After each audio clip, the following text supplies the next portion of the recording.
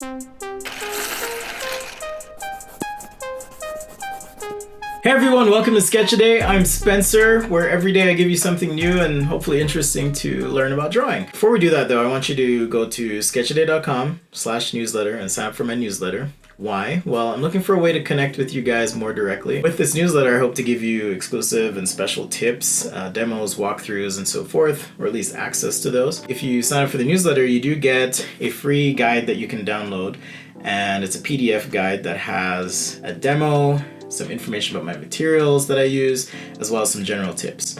Also, you can find me on Instagram at sketchaday.com. That's instagram.com/sketchaday.com. I'm going to be looking at the iPad Pro specifically today. That's a little tablet thing by Apple. And a new Adobe product called Adobe Fresco. I'll just be going over the interface and kind of some thoughts there. When I open Fresco, I'm presented with this screen. And on this screen, as you can see, I have documents that I've been working on, as well as the ability to learn. So I can look at a quick tour, I can learn about brushes, layers, masking, customizing a workspace, and so forth.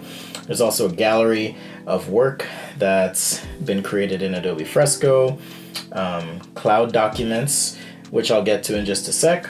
But let's just focus on the home view for now. So in the home view, I have all my documents. I can start a new document or see new features that are going to come to Adobe Fresco. For now, I'm just going to hit create a new document using current screen size. As you can see, if you've used something like Procreate, Sketchbook Pro, Concepts, Forge as well, very similar interface. So on the left, I have my drawing tools over here. So I can tap on this first icon, which allows me to see my pixel brushes. I've got access to what's called live brushes. More on that in just a sec. There's also vector brushes that you can use. Eraser, transform tool. There's nothing on the layer, so it's not going to work. I can select using this lasso tool, and there's a few more options there as well. I won't get into all the options. There's a fill tool, so I could fill the whole layer with vector or pixel. And there's the eyedropper, or if I want to import a picture from my camera or Creative Cloud, I can do that as well. Pretty simple, straightforward. More on brush options in just a sec. Undo, redo at the top, help. If I want to share or export, I can export to social media or share a quick snapshot of my sketch. There's also my layers control. So just as I tap this icon at the top right, you'll notice that the layers disappear and reappear. That's just a way to maximize your drawing area. I can make new layers. I can tap, hold, drag and release, and group these layers. When I double tap, I now have access to that layer folder. If I want to undo, one of the cool things is they actually, well, I don't know if they did this, but in Procreate, 2 fingers gives you an undo, and 3 fingers gives you a redo. So I can tap on my screen here with 2 fingers, and it does an undo for creating that group. When I tap on a layer, I have options. I can add, hide, delete, duplicate, and so forth. I can even use layer masks, things that should be familiar if you are coming from something like Adobe Photoshop. And I can also hide that layer just by tapping on this little eye icon.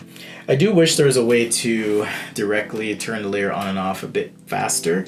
And I did discover a shortcut. There's this little puck on the screen here, and if I move this, and it actually changes the mode of the tool you're using. But if I hold this and double tap on the layer, it actually hides or shows the layer. Okay, and if I want those layer options up as well, I can tap on these 3 dots and you'll see those options. So I'm just gonna pick my simple brush here. Let's see if we can get that to come up. It's refusing. There we go. Let's see, I can make favorites, which is what I did, and you can see my favorite brushes here. The pencil is what I'll just be using today.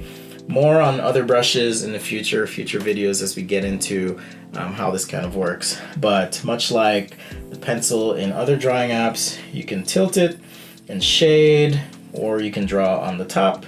I'm just going to undo that and show you a couple things just by using a simple cube for this demo. So I've sketched that cube on a new layer, and if you go back to all, there's a bunch of brushes here. In fact, pro tip, if you want to keep the brushes up, you can actually tap on this little pill shape at the top. Sorry, that happened really fast. here's my brushes. Tap on this pill shape.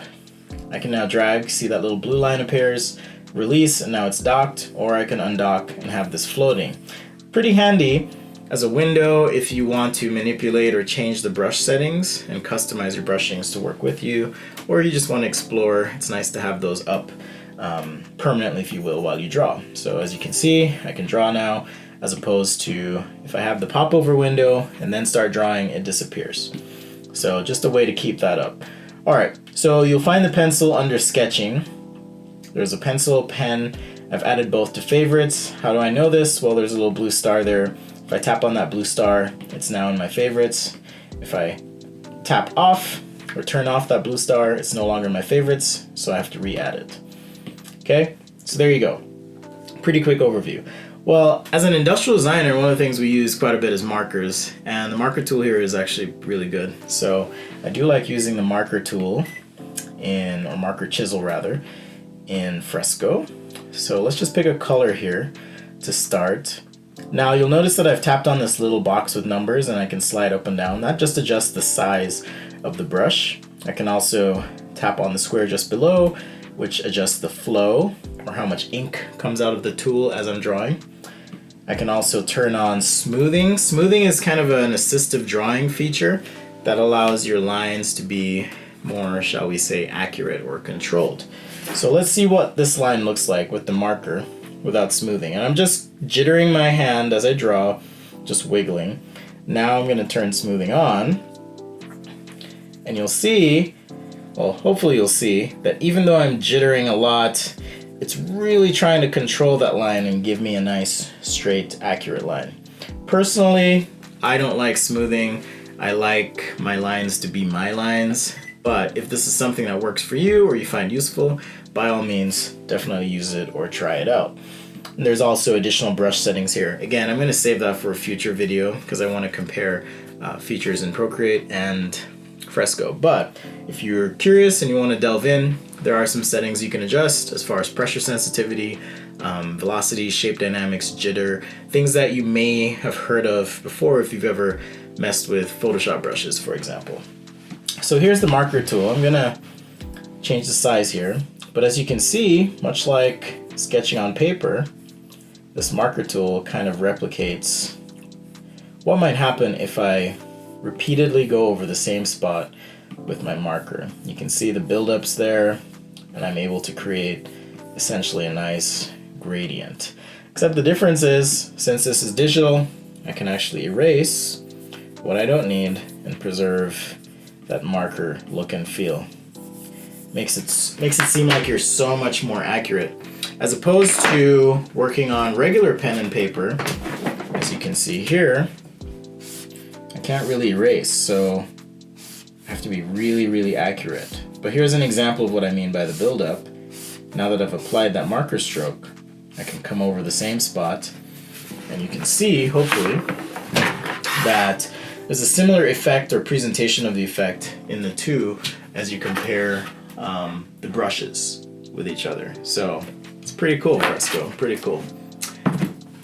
Adobe Fresco also has your standard typical opacity brushes that you might use. So if you need like a soft airbrush to shade something in, that's there as well. So if I wanted to shade this side of the cube here in and then erase what I don't need, I'm just gonna crank the size up, then I could just come in and erase what I don't need. Now, if you are using the eraser tool in your toolkit here, there is something I do need to call out, and that is the eraser brush seems, in my experience, seems to be fixed to a certain brush, and it's a hard round brush that does vary in size.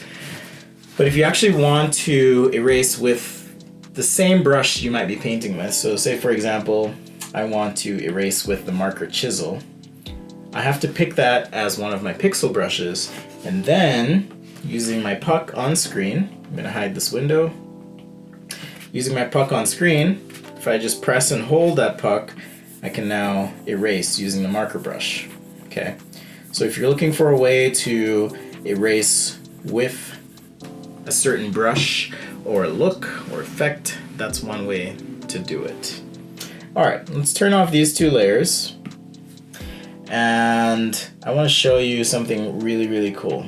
So Fresco, they really did a good job of creating this feature called, or tool rather, called live brushes. And live brushes are a way that you can paint with tools that replicate or represent real tools you might be using. So take, for example, watercolor or oil paint, if that's something you love or like to use or are familiar with.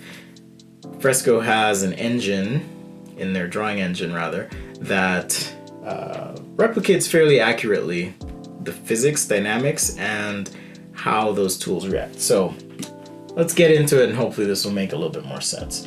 So watercolor, for example, I have a few options here. I've got a watercolor wash soft, flat, spatter. I'm just going to pick the flat wash here. And working on a new layer, let's create a new layer. This is now going to be a watercolor layer. So now I can actually paint this side of my cube, and I'm going to adjust the size here. But you'll notice, hopefully you'll notice, that the watercolor is actually bleeding into place. So much like real watercolor, if I want to create a gradient, okay, from left to right here, I can play with the brush options. I can adjust how much paint is in my brush, how much water is flowing. So tapping here, I can crank up my water flow and adjust the flow of pigment so that now when I paint on this side, as the colors touch, they bleed into each other. Well, what if I want to go a little bit darker or do something else on top? I can do the same thing. I can pick a darker color, and now when I paint, I'm just adding that pigment to the area. And much like real watercolor, it kind of stops on the border or boundary of what was there before. So again, if you're used to working with a certain tool, Fresco does a really good job of mimicking the physics of that tool. Now I will say I haven't played with the oil paints much or a lot. That's because I just don't paint with oils, but I've just picked an oil brush here, and just even playing with blending and just zooming in, you can see there's even texture to the canvas, meaning it replicates what it might appear to look like if you were painting on real canvas. And that's pretty cool for a digital tool like an iPad, that you can essentially have your art studio with you wherever you're going. That's pretty awesome. Now, again, haven't played with it much. I'm sure I'm going to get into it. I've been playing with the watercolors more, but that's a good way to experiment and create some realistic, real world effects, if you will, for your pieces. Now, I stepped back a few steps in my history because I want to show you something. In addition to painting with the watercolors, you can actually dry the layer, much like you would in real life. So if I tap on this layer and hit dry layer, I can dry that layer so that now when I paint, oops, wrong live brush. So now when I paint with my watercolor, here I have a different effect and response. Okay, things aren't bleeding as much and they kind of stay where they need to stay. So that's something you can do if you're trying to just add a little detail or get a little bit of crispness where it counts. You can do that with your drawings as well. Now, one of the cool things about Fresco is it uses this file format. It's an Adobe Cloud PSD, if you will. So that means that your Photoshop files, and this is a Photoshop file, will live in the cloud and also be able to work on your device. You can save the files locally if you want to do that, but one of the advantages is, since this is part of Adobe's Creative Cloud, and I'm not being paid to do this, by the way, since this is part of their Creative Cloud, you can actually, let's see, in my colors here, for example, and I've done this ahead of time using Adobe Capture, which is their tool to create color palettes and gradients. I have here my library, and so I have themes, and these themes are colors that I can add to my Adobe CC libraries. So let's say you're out and about and you're working and you want to capture some colors and have those be a part of your palette. You can do that very quickly. It shows up and it'll just be all there. In fact, I used this the other day as I was just visiting my local coffee shop and decided to create this painting. And so a lot of these colors I actually pulled from the real scene at the coffee shop and was able to use Capture to create the color palette that I would use to then finish my painting. Pretty cool stuff. So those are a couple things I really like about Fresco. When I get into the comparison video a bit later, I'll go over what the key differences are. But so far, I would say pretty good. It's a version 1 product, so there are some things that are a little bit buggy. You might be missing some of the assistive drawing tools that you get in other apps, like perspective grids and symmetry, things like that. But I suspect that the team is working hard and new features may come out. We'll see. I do know with Adobe V1 products, they tend to be a little bit rough around the edges, and then things kind of come together in the end. Well, thanks for watching. That was just my quick overview of Adobe Fresco. Be sure to check back, subscribe, turn on alerts, because I'll be doing another video that's a side-by-side comparison of Adobe Fresco and Procreate, and just going over what some of the key differences are between the apps if you're trying to decide. Sign up for my newsletter, you'll get that freebie, and follow me on Instagram at sketchaday.com. Thanks again for watching, and we'll see you next time right here on Sketchaday.